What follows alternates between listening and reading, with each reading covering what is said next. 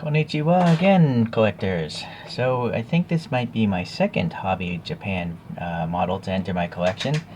It's of a van, as you can see, but to the Western folks here, you might not know what this is. It's called a Toyota Alphard, or Alfarado, I think might be the way the Japanese pronounce it.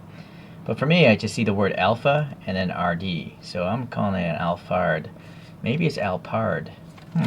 Anyways, I looked up Aero type, and hopefully these are it. Anyways, that's it. I guess it's probably licensed. I'm not sure. Hobby Japan is a real company, so it's highly unlikely they do unlicensed models. This has to be licensed. Hobby Japan has been around for a long time. Okay. So that sleeve, this case is pretty good. It won't just fall apart. It's not good to really have a habit though, picking up that way. Is there any tape holding this together? No. You can see 3 friction tabs there, so that might be why. Oh, it's actually quite tight. Okay.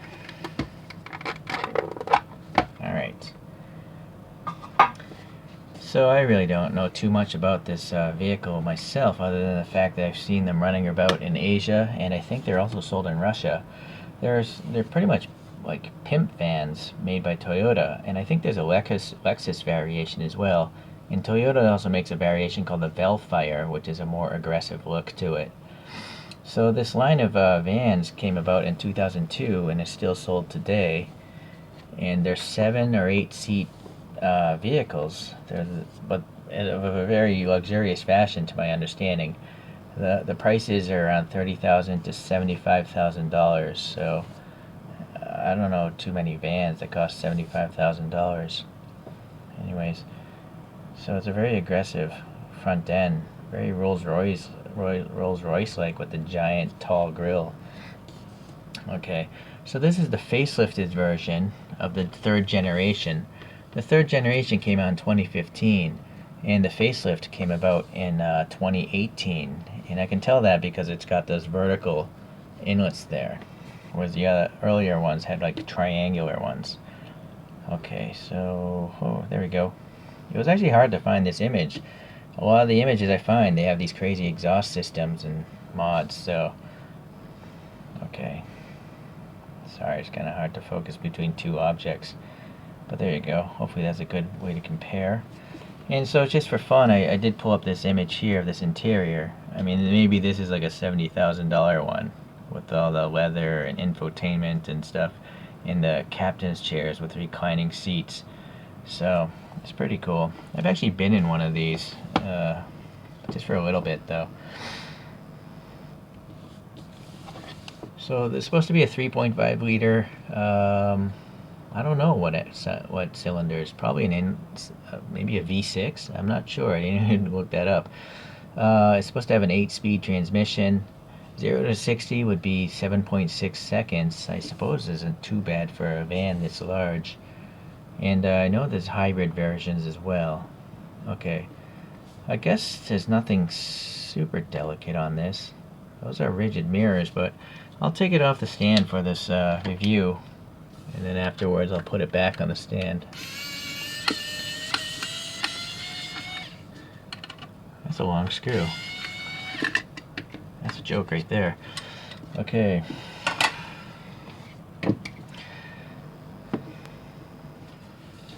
Let's start with the side here. Those wheels do look similar to a photograph. They got a little bit of a pointy kick out here, then it goes back, so that seems accurate. And it's also got 2 black spokes here in this area here, so that seems accurate as well. And you do have the little lug nut indication and the center cap, so it's a pretty good wheel. You know, it's 2 colors and it's well done.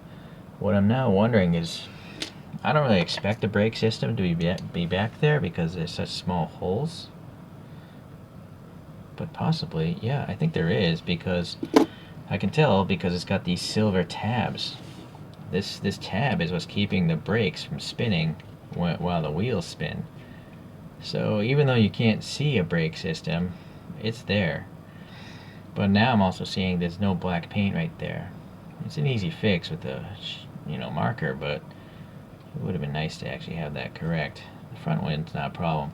There's a lot of friction in this front one. I think something's going on. It's friction probably with the brake caliper. But I actually like my models to not roll because they fall off things if they do roll.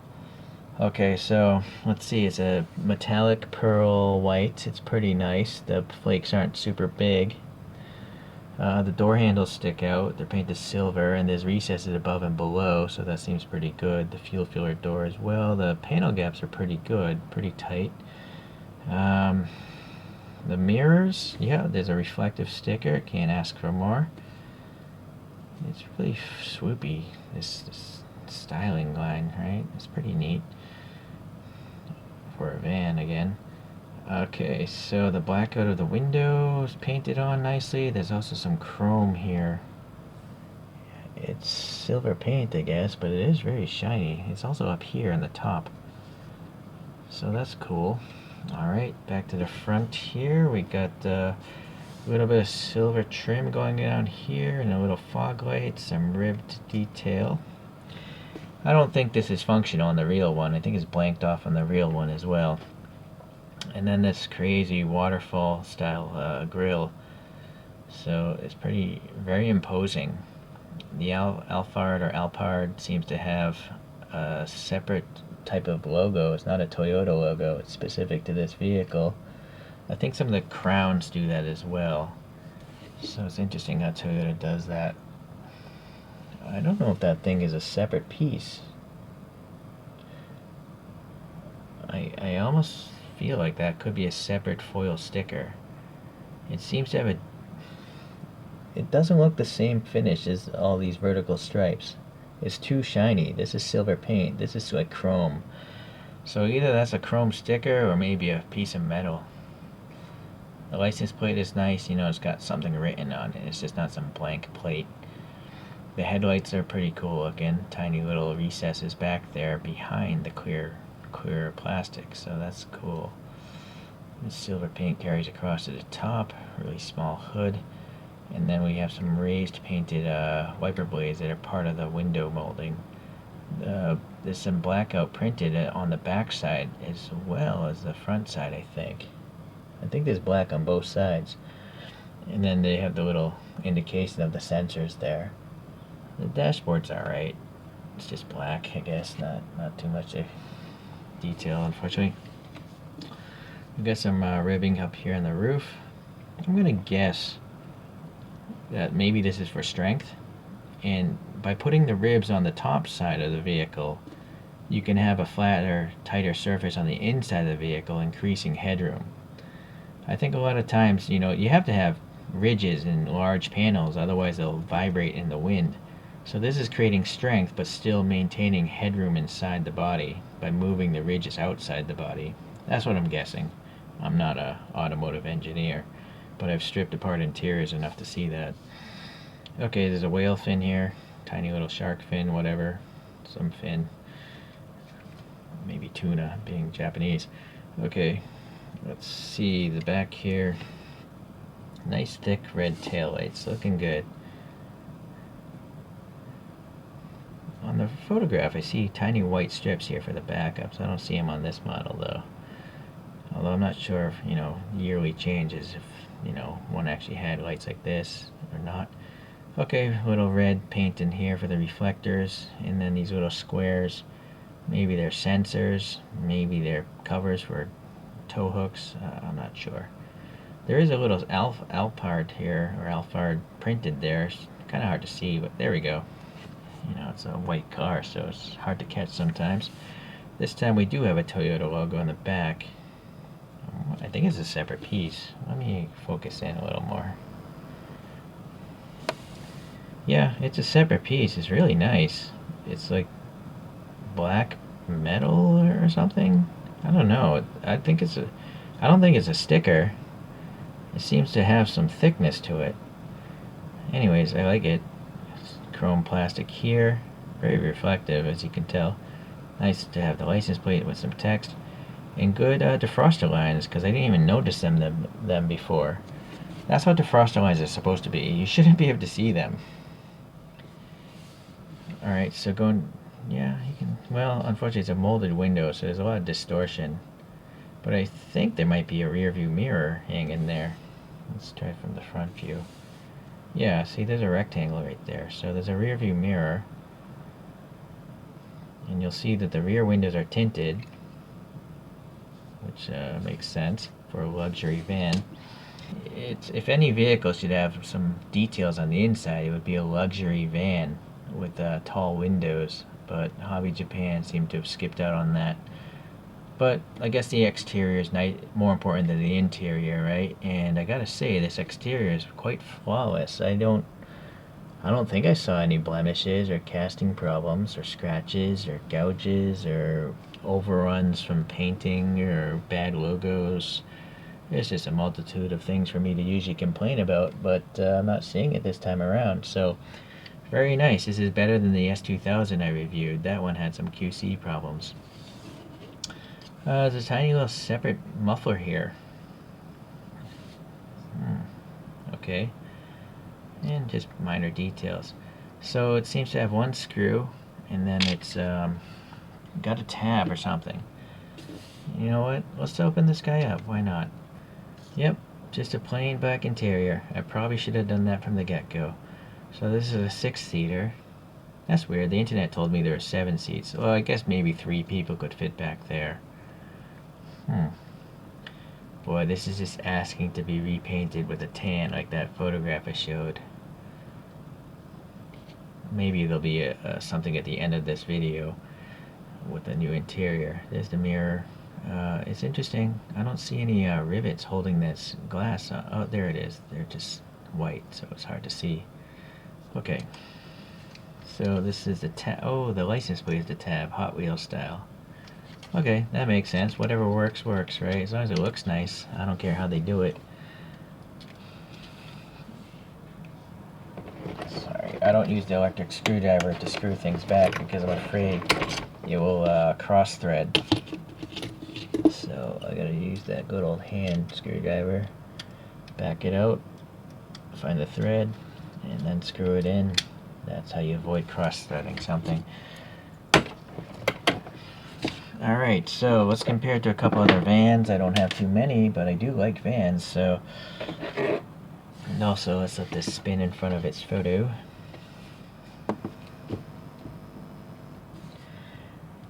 So I have a Tomica Limited Vintage. This is a High Ace wagon, and it's from 2020, so a relatively new mold.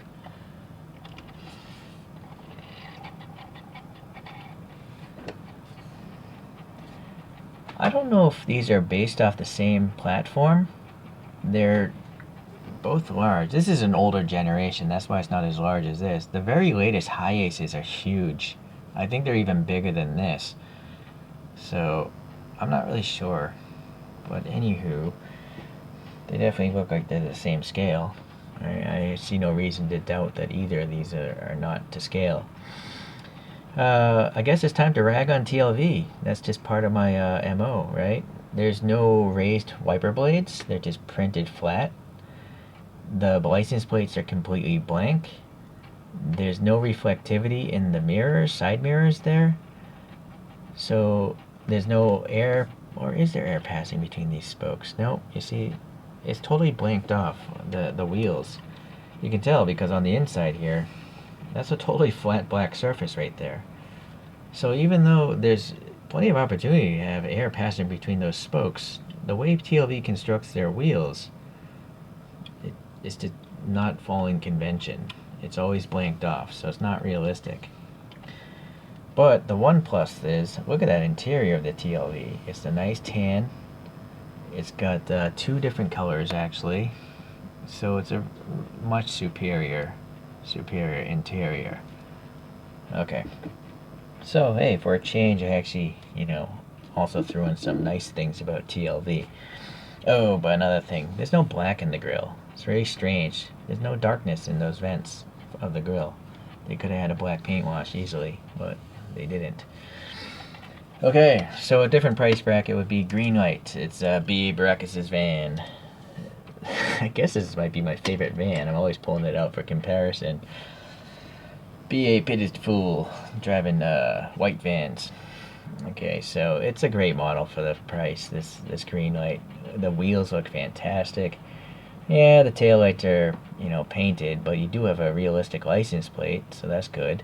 The VA van actually has a gray interior, so you can see some details on that one. And then it's got the brush guard, so that's an extra part. It's got painted headlights, but again, for the price, I can't complain. And in fact, I actually love this model. It's cool. Very cool. Alright, but this is still about an Alphard or an Alphard or Alphard. I'm not sure how to pronounce it, but it's a pretty cool looking van. I couldn't leave it alone. I just thought, you know, if I had this van, I would modify it, and so I decided to just do it in miniature, because I'm never going to own this van in real life. So now we have the interior. So I have to make a note if you guys want to modify yours.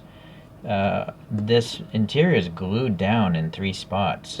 So I had to take a hobby knife and jam it in there and cut these things. This I just kind of wiggled it until it snapped off because the axle was in the way. So I'm not sure why they choose to glue the interior to the base. It's totally unnecessary because this is an index. It doesn't go anywhere. See if I actually put this thing back on. The axle trap there keeps it from moving side to side, so it's just unnecessary for them to glue it down. It's very strange. I've never seen that on a model. So I did a little masking tape, and then I painted it tan, and then I took some Q-tips and alcohol and then removed some of it here because that actually is similar to the real vehicle.